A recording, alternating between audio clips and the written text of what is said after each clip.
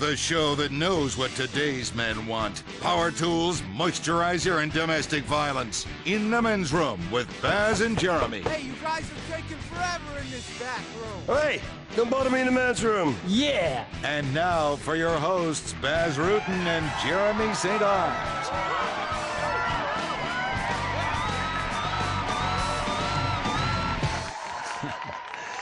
All right, hi everybody, my name is Baz Rutten. And welcome to the men's room. Yeah, let's kick it up. And that's exactly what I'm gonna do. Let's do this. Listen, the ratings are coming in, and people come to me and they say, Baz, how is this show on the air? And I say, this is a reality show. Yes. Two men in the bathroom talking, that's reality. That's where we can be ourselves. Talk about women, talk about love, and talk about snipping the vertebrae in a man's spine. How about going to the phones? How about going to the phones? I know it's time to go to the phone. Hey, let's go to the phones.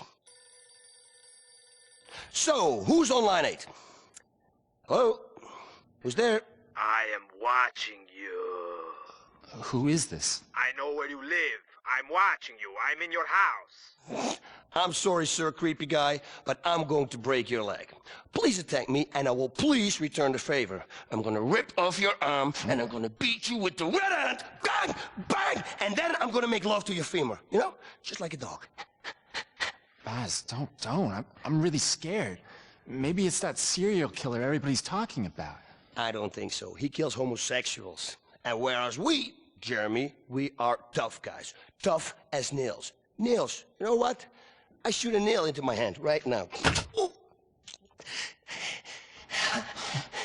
That's what we're all about. About helping people through difficult times in the men's room. Yeah, that's right. Difficult times. You know what? You know what? What? Okay.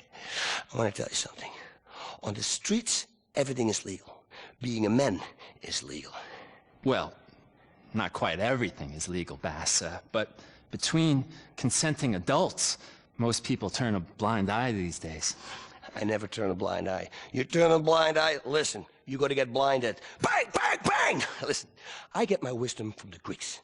You must be like a centaur, part man, part horse. You get drunk and carry off the maiden, and anybody say anything, what do we do, Jeremy? Knee to the groin? Exactly, yes, right there. Oh, that's gotta hurt. You're playing a game, and we're calling this game Blue Ball Baseball. I did it once in the bar brawl in Manila, and all that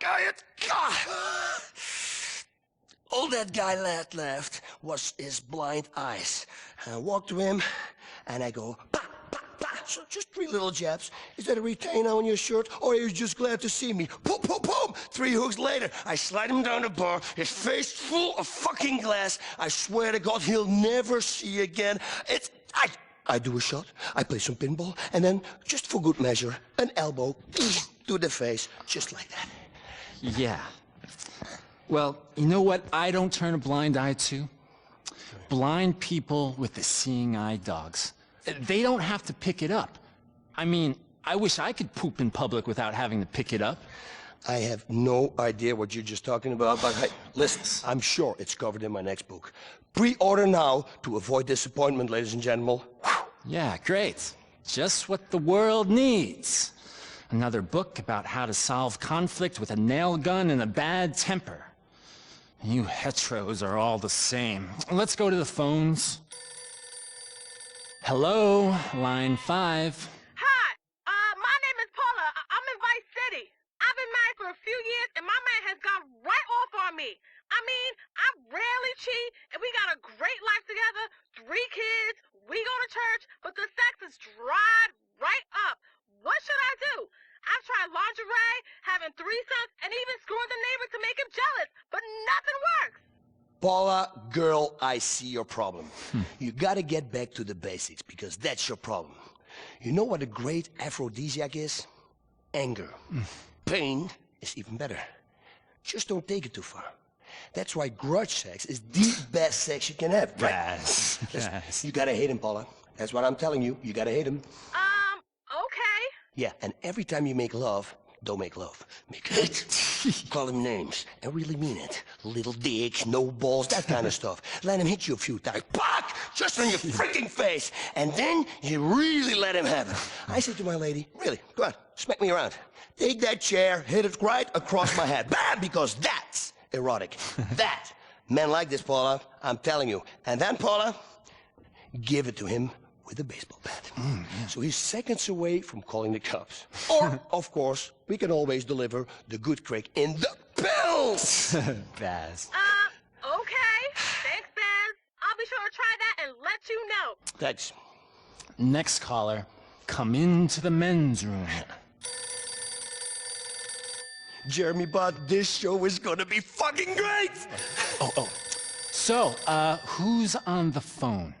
Hey, Baz, my name's Travis. Your show sucks. You're not so tough. Yo, you teach all this stuff, but I could take you. Trust me, I have a gun. All your stupid roundhouse kicks and stuff can't beat a gun, homie. Lead travels fast, biatch. Oh, Travis, buddy, please hang on the line, okay? Because I want to tell you something.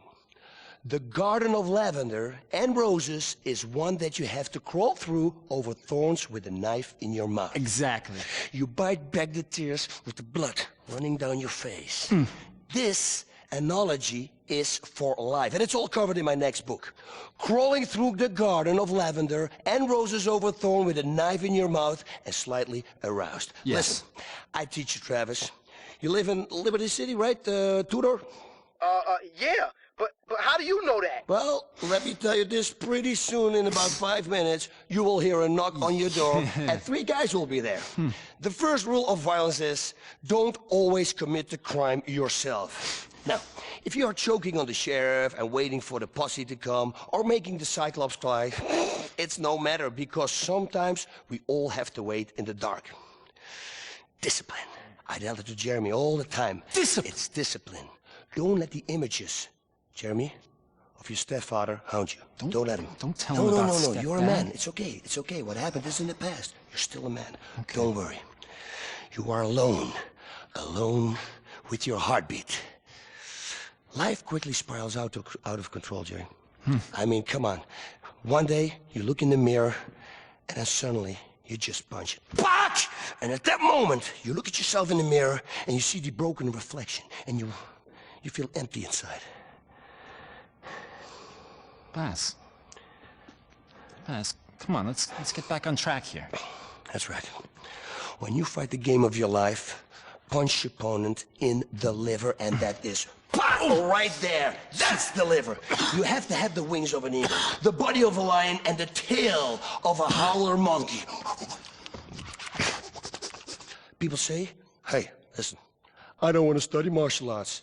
The problem with martial arts is the years of training and celibacy. You can't fuck. It's out of the fucking question. It's well known that ninjas aren't allowed to touch themselves, or they lose their edge. And if you lose your edge, not good. Now, this gives you great focus and precision when you're cutting off someone's head.